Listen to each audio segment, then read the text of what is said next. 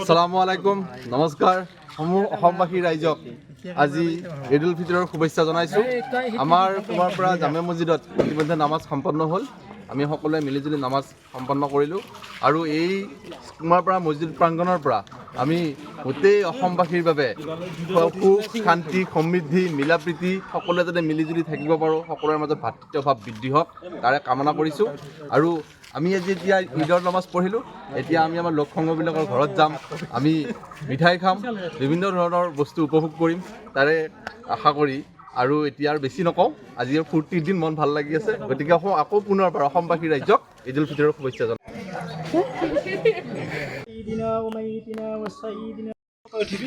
আসসালামু আলাইকুম, নমস্কাৰ।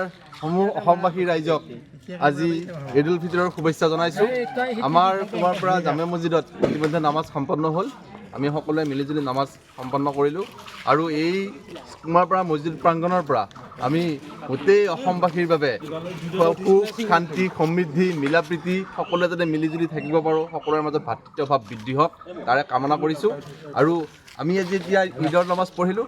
এতিয়া আমি আমাৰ লোক সংঘবিলাকৰ ঘৰত যাম, আমি মিঠাই খাম, বিভিন্ন ধৰণৰ বস্তু উপভোগ কৰিম তাৰে আশা কৰি আৰু এতিয়া আৰু বেছি নকওঁ। আজি ফূৰ্তিৰ দিন, মন ভাল লাগি আছে। গতিকে আকৌ পুনৰবাৰ অসমবাসী ৰাইজক ঈদ উল ফিতৰৰ শুভেচ্ছা জনাইছোঁ। ধন্যবাদ।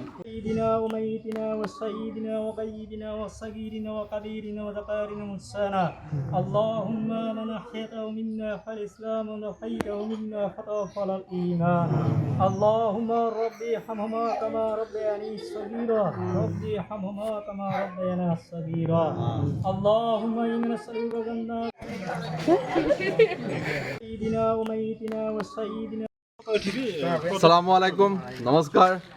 অসমবাসী ৰাইজক আজি ঈদ উল ফিতৰৰ শুভেচ্ছা জনাইছোঁ।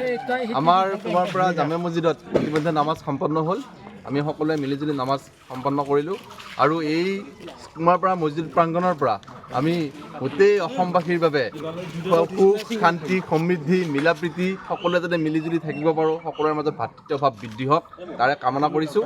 আৰু আমি আজি এতিয়া ঈদৰ নামাজ পঢ়িলোঁ। এতিয়া আমি আমাৰ লোক সংঘবিলাকৰ ঘৰত যাম, আমি মিঠাই খাম, বিভিন্ন ধৰণৰ বস্তু উপভোগ কৰিম তাৰে আশা কৰি আৰু এতিয়া আৰু বেছি নকওঁ। আজি ফূৰ্তিৰ দিন, মন ভাল লাগি আছে। গতিকে আকৌ পুনৰবাৰ অসমবাসী ৰাইজক ঈদ উল ফিতৰৰ শুভেচ্ছা জনাওঁ।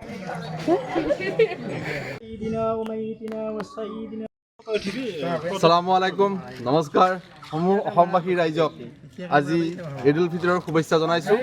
আমাৰ পুৱাৰ পৰা জামে মছজিদত ইতিমধ্যে নামাজ সম্পন্ন হ'ল। আমি সকলোৱে মিলিজুলি নামাজ সম্পন্ন কৰিলোঁ আৰু এই পুৱাৰ পৰা মছজিদ প্ৰাংগণৰ পৰা আমি গোটেই অসমবাসীৰ বাবে সুখ, শান্তি, সমৃদ্ধি, মিলা প্ৰীতি সকলোৱে যাতে মিলিজুলি থাকিব পাৰোঁ, সকলোৰে মাজত ভাতৃত্বভাৱ বৃদ্ধি হওক তাৰে কামনা কৰিছোঁ। আৰু আমি আজি এতিয়া ঈদৰ নামাজ পঢ়িলোঁ। এতিয়া আমি আমাৰ লোক সংঘবিলাকৰ ঘৰত যাম, আমি মিঠাই খাম, বিভিন্ন ধৰণৰ বস্তু উপভোগ কৰিম তাৰে আশা কৰি আৰু এতিয়া আৰু বেছি নকওঁ।